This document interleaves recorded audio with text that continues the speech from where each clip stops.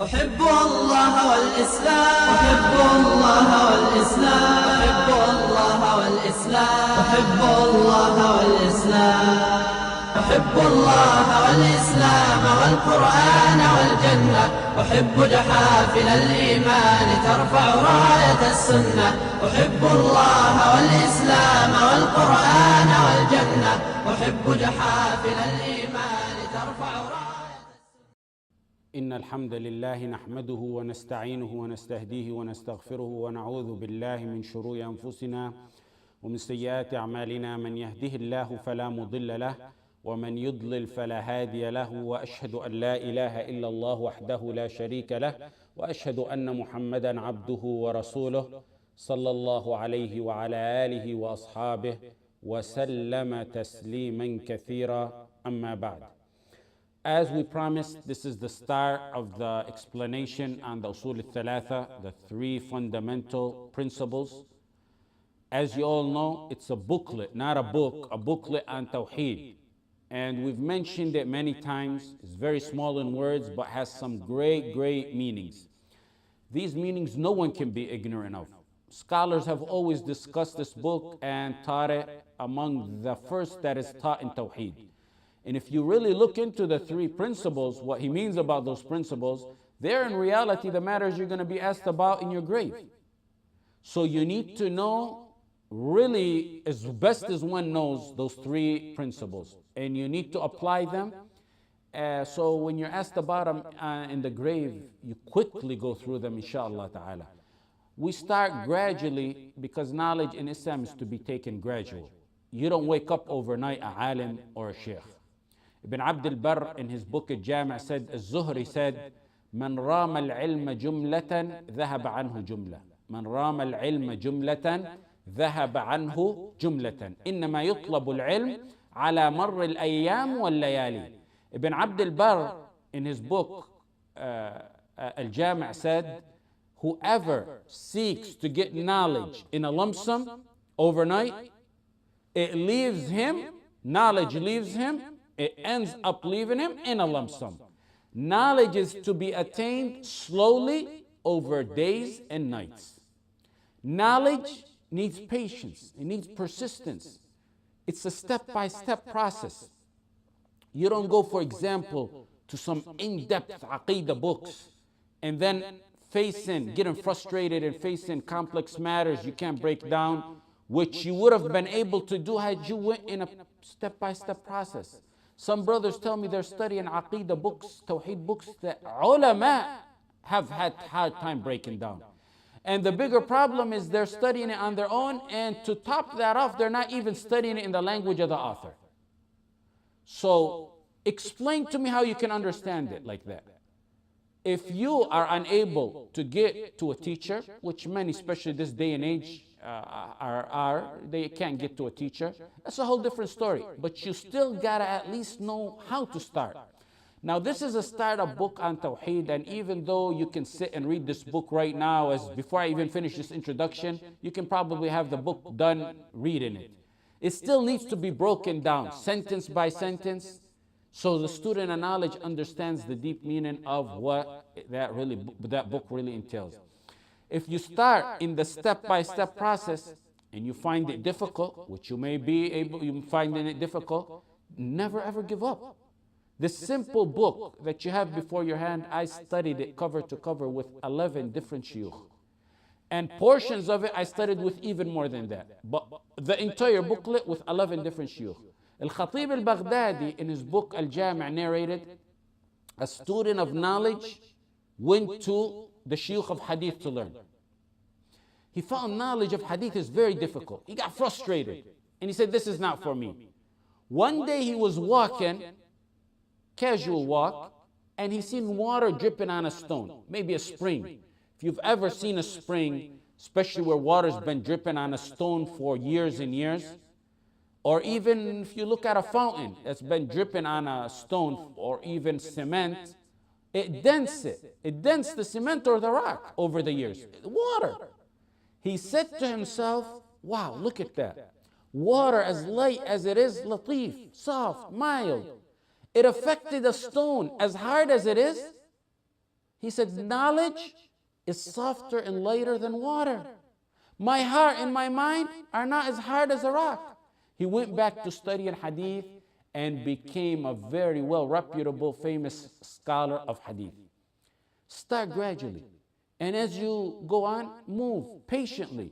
Move up, move forward patiently.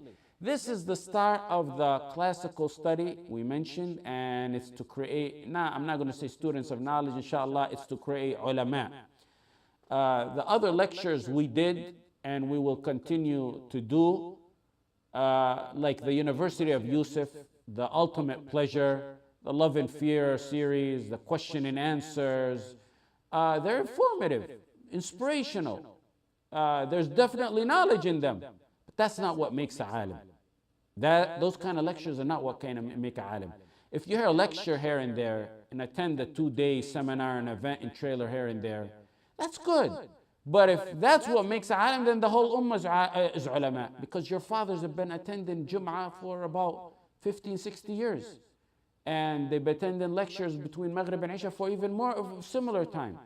There's a structured study to becoming a student of knowledge and alim. There's uncountable number of benefits in studying Islam in the classical way. This is a step-by-step process that will encompass the Medina program, inshallah, and even more than that, bi'idhnihi ta'ala, if Allah blesses us to continue. The next issue.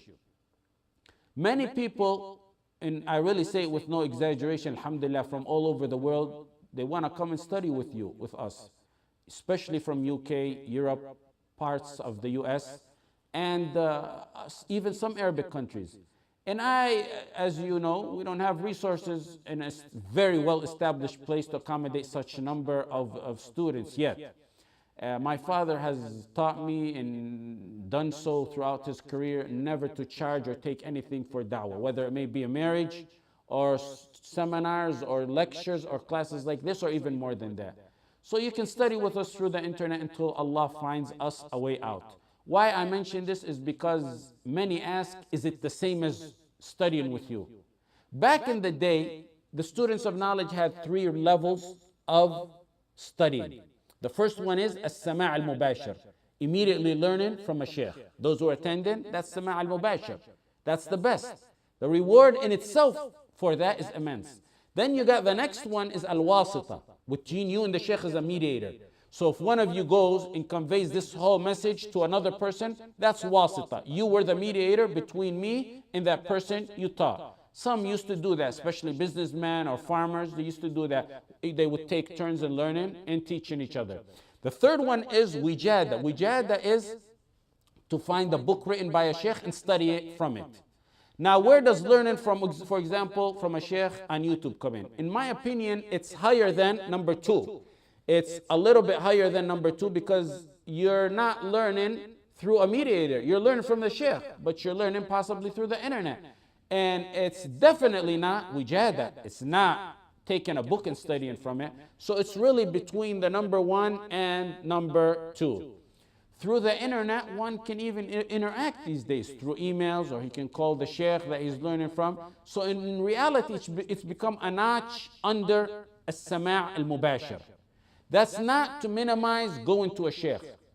One should not resort to wijada or wasita or any other mean if he can find a direct sheikh. If you find the righteous sheikh you're able to, and he's in the end of the world, you pack your bags and go if you're able to go and learn from him. If Allah blesses us in the future, we can accommodate. We would love for everyone, inshallah, to join us. Learning from a sheikh in person has its benefits also, like you see his private life, you see his manners, you see his attitude, you see his ibadah, you see how he reacts to things. My father, Jazallah khair, outside of the regular Medina curriculum when he sent me, he made sure to contact the major shuyukh of our time, many of them who are dead, and made sure that I study with them. The last one, for example, was Sheikh Muqbil that he wanted me to go attend, and I always used to make dua to learn from him. But I wasn't able to go to Yemen, in Sa'da. He was kicked out of Saudi in the late 70s, and I wasn't able to go to Yemen. So subhanallah, in the year 2000, he came to Los Angeles, California to get medical treatment. I immediately headed there and stayed with him in his house. Then suddenly in the middle of the treatment, it was Dhul Hijjah, so he decided to go to Mecca, make Hajj, and return. And when he went to Mecca, an article broke out in California, some newspaper, that Sheikh Muqbil, who's a radical, who's this and that, is in United States, how they let him in. So immediately the embassy in Mecca, in Saudi, revoked his visa. And I say, inshallah, that was possibly from my dua, because right after, a few weeks later, he died, rahmatullahi alayh. So I think, inshallah, I always think of it and say, alhamdulillah, it might have been my dua that he came all the way from Yemen to LA for medical treatment. I learned from him, then he went back, and shortly thereafter he died. So if you can pursue a reputable, righteous sheikh who fears Allah and is not a low-life, deluded, sellout modernist, or promoter for the kufr or kuffar, or those who work for governments, if you can find that, then surely go ahead and learn from him and follow him, even if he's in the end of the globe. Salaf used to consider a negative characteristic for one to study from books alone. That is considered negative, because they said, "Man kana shaykhuhu kitabu, kana khata'uhu akthar min sawabi." If your book, your sheikh is your book, your mistakes are more than your correctness. When Shaykh Ibn Uthaymeen was asked about one who studies through audio tape, he encouraged it, but he said, learning direct is better because you can discuss and ask. So that factor that he said it's better because you can discuss and act, you can apply that today, because you can ask us, you can email us, and you can call us by phone and ask. We most likely will not do pal talk, so you can call in through email and ask. And those who are in the classical study with us will get precedent in answering their questions, inshallah ta'ala. The next thing is, those of you who attended here without pen and paper, you gotta go get your pen and paper, invest in some pen and paper and write. Or you can, like some here are doing on their laptop, taking notes, or even on their phone, taking notes. Whatever method you use, you should document down your knowledge. You should try your best, even possibly to type verbatim. And that's your backup. That's your backup. Jotting down notes on your laptop is great. One time I was in California, in North Carolina, and a brother was on his phone. So back then, I was just recently getting into the technology a few months ago, and I sort of scolded him for using the text. And he showed me after the lecture, he came respectfully to me, showed me his phone. He said, "Look, Sheikh, this was all the notes from your lecture." And I said, subhanallah, because back then I didn't know they also use phones to take notes. So one needs to write down his knowledge. When I was 7 years old, an Iraqi student with my father, I was in Medina, my father was a student. He's from Samarra, rahmatullah alayhi. He got killed in 1980 in Iraq. He came to me, told me, "Your father's a lion. Your father, in class, he writes every single word down." And then I used to notice my father in the haram, in his classes outside the university where I seen him, he would write everything down and always have an audio record every single lecture. And we still have the tapes still today. So I took it upon myself to do the same. I never ever sat before a sheikh where I did not write every single thing he said. There's some exceptional things you don't write, or that you missed, but I tried my best to write verbatim everything. And in fact, I always refer to my notes that I took from shuyukh. Writing is the trend of the Salaf. Abdullah ibn Umar said he used to write the hadith of the Prophet ﷺ until Quraysh deterred him from that. Then the Prophet ﷺ said, "Proceed and write." The Prophet ﷺ encouraged him to write the hadith. In Sunan al-Darimi, an Muawiyah ibn Qurra ibn Abi Iyas, he said, "كان يقال من لم," look at this, "من لم يكتب علمه لم يعد علمه شيئا." If you don't write knowledge, your knowledge is not considered nothing. Those who don't write knowledge, their knowledge is not considered nothing.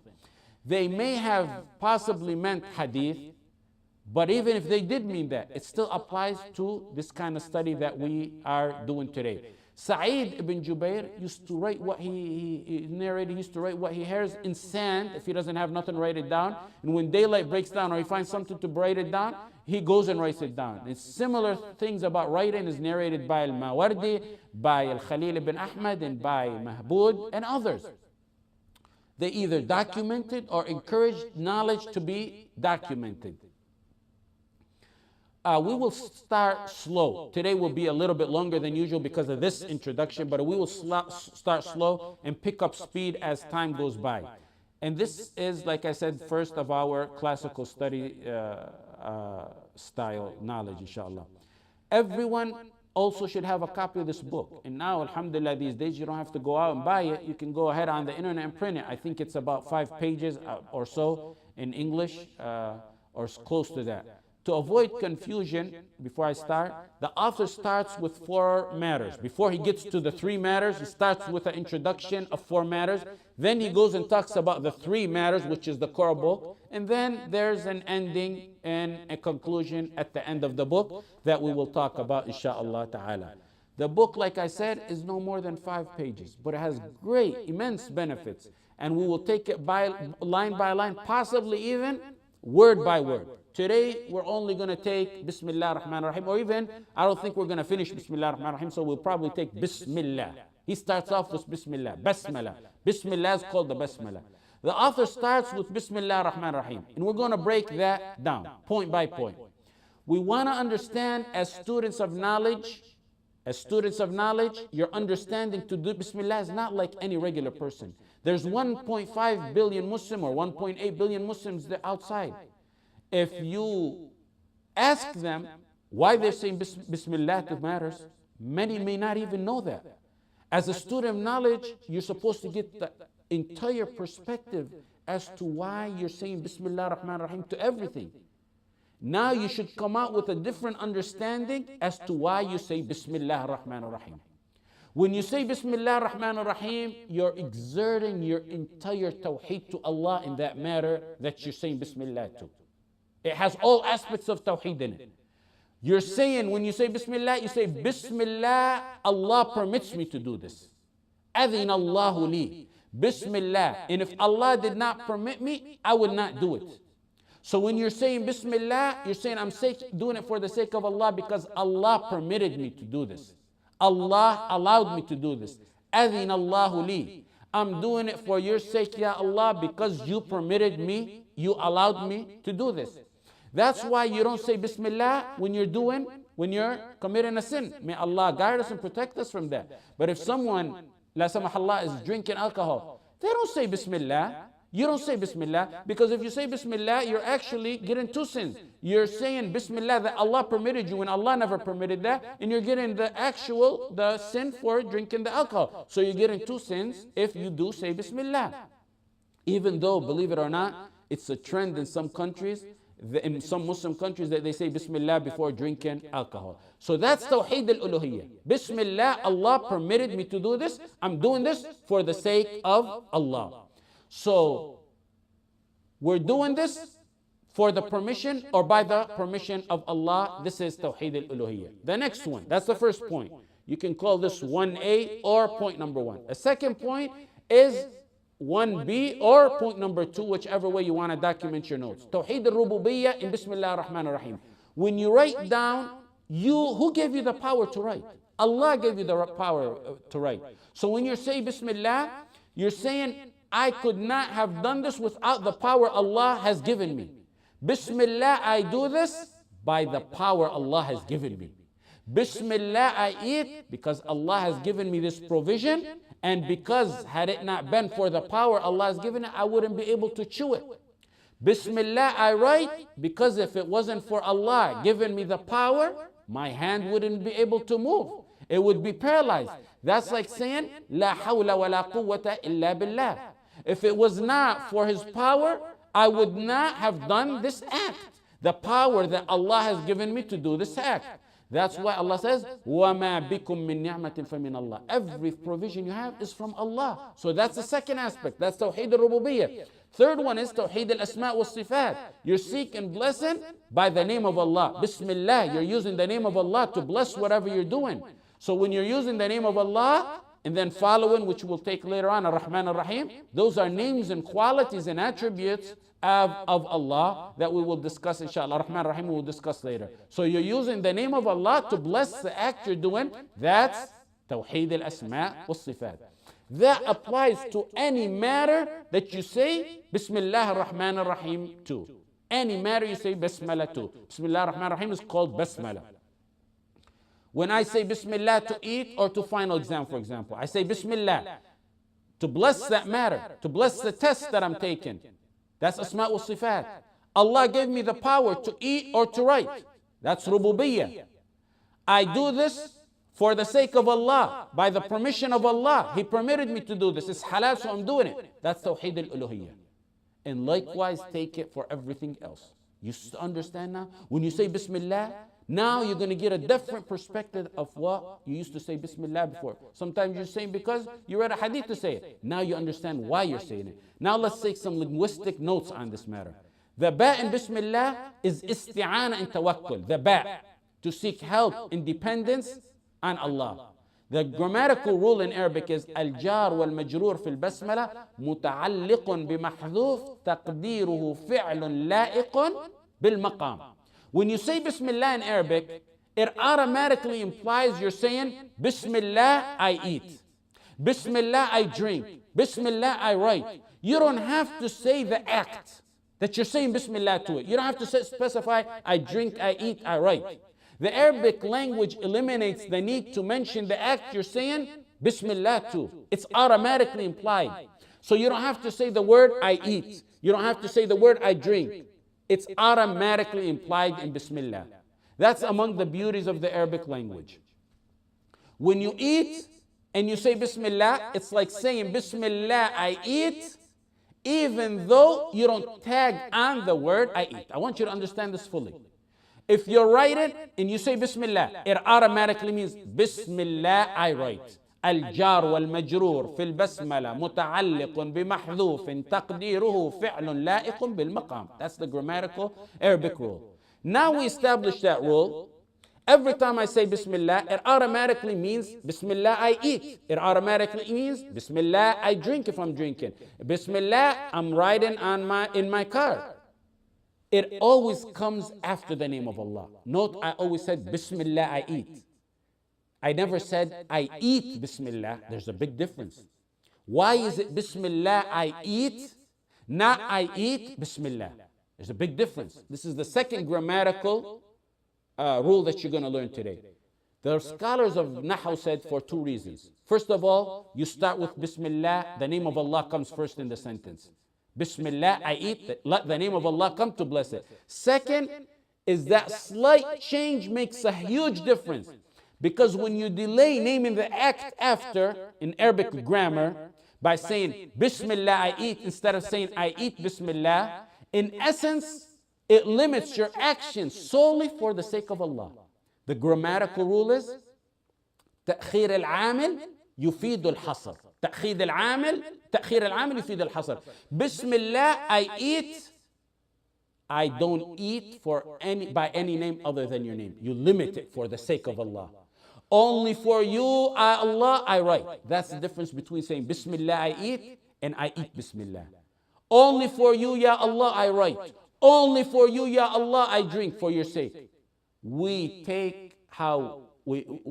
took so far how Basmala encompasses the three Tawheeds and then the two linguistic rules. And now that's 5 points we took all together. Now let's take the sixth point. Or you can number them. The first one, Tawheed al-Uluhiyyah, Tawheed al-Rububiyyah, Tawheed al-Asma wa Sifat. You can say A, B, C. And then the linguistic rules, A, B, 2, A, B. But all together we took 5 points. Now here, the next point, the sixth point is, why does he start with Bismillah? This is a matter of ibadah. And when you do ibadah, the burden of proof is on you to bring proof. You have to bring proof. When you're doing ibadah, the burden is on the one doing the ibadah to bring proof. Number one proof for that is he's following in accordance with the Quran. The Quran starts with Bismillah. He's starting to bless his work with Bismillah. There's 114 Bismillah Rahman Rahim in the Quran. Even though there's 113 in the start of the surah, Tawbah doesn't have Bismillah Rahman Rahim. But in Surah An-Naml, Innahu min Sulaiman wa innahu Bismillah Rahman Rahim, compensates for the one missing in Surah Tawbah. Ibn Abbas said the Prophet ﷺ did not know the beginning and end of surah except by Bismillah Rahman Rahim. Secondly, the Prophet ﷺ used to write his letters and start them all off with Bismillah Rahman Rahim. In Bukhari, in Muslim, from Muhammad ﷺ to Hiraql, he started that letter Bismillah ar-Rahman ar-Rahim. And then he said, peace be unto believe. Bismillah ar-Rahman ar-Rahim. Min Muhammad, Abdullah wa Rasul, ila Haraqil Azim al-Rum. Assalamu ala man ittaba al-huda, amma ba'd.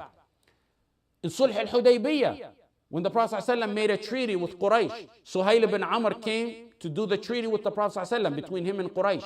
He told Ali, Uktub Bismillah ar-Rahman ar-Rahim. He told Ali, start and write and say Bismillah ar-Rahman ar-Rahim.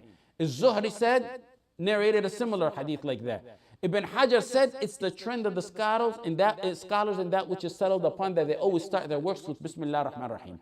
Abu Bakr did the same when he sent Anas ibn Malik to Bahrain, and he sent a letter with him. He sent it about sadaqah, and he sent it and he started it with Bismillah ar-Rahman ar-Rahim.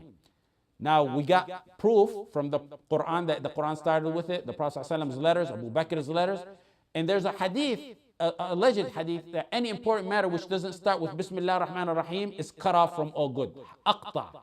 In another narration, Abtar. The hadith is narrated in Ibn Hibban and other books, and it's weak. It's weakened by Ibn Hajar, it's weakened by Suyuti, al-Albani, and other scholars. Some tried hard to authenticate it, but it's weak. Had that hadith been, that direct hadith and starting with Bismillah been authentic, we wouldn't have had to mention that the Quran starts with Bismillah and the Prophet ﷺ wrote his letters Bismillah and Abu Bakr wrote his letters Bismillah. That hadith would have been sufficient. But because the hadith is weak, we can't use it as proof, so we resorted to other proof to establish that saying Bismillah on matters like writing books is permissible. In fact, some scholars, like I said, tried very hard to authenticate the hadith, but it's really a weak hadith and it cannot be authenticated for many reasons that we don't want to get into right now. And in fact, there's an entire booklet on how the hadith is. Al-Aqawil al-Mufassala li Bayan Hadith al-Ibtida' bil-Basmala for Shaykh al-Kittani, who died around 80 years ago. A famous scholar of hadith from Maghrib who died about 80 years ago. Rahmatullah alayhi. It's an entire booklet on that matter. So the next point is the blessing in Basmala. We say Bismillah to bless whatever we say Bismillah on. Bismillah ar-Rahman ar-Rahim to bless whatever act you're doing. Islam encourages Basmala in everything, every situation that you're into. When you're riding, Bismillah.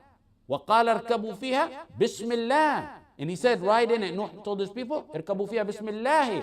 And when sacrificing, فَكُلُوا مِمَّا ذُكِرَ اسْمُ اللَّهِ عَلَيْهِ, eat from that which Allah's name has been mentioned on. Surah Al-An'am. When eating and drinking in Bukhari and Muslim, Umar ibn Abi Salama said that the Prophet ﷺ told him, سَمِّ اللَّهِ وَكُلْ بِمَيَمِينِكَ وَكُلْ مِمَّا يَلِيكَ. Even in relationship with your wife, with your spouse, Bismillah, Allahumma jannibna shaitan wa jannib shaitan ma razaqtana. When you're turning the lights off, when you're closing a bottle, Jabir ibn Abdullah in Bukhari and Muslim said, the Prophet ﷺ said, close your bottle with the name of Allah. Turn your light off with the name of, turn your light off. Imagine this, with the name of Allah, with Bismillah. Get used to mentioning the name of Allah and everything for your barakah in your life. That's one of the reasons blessing has been, barakah, the blessing has been taken out of our lives.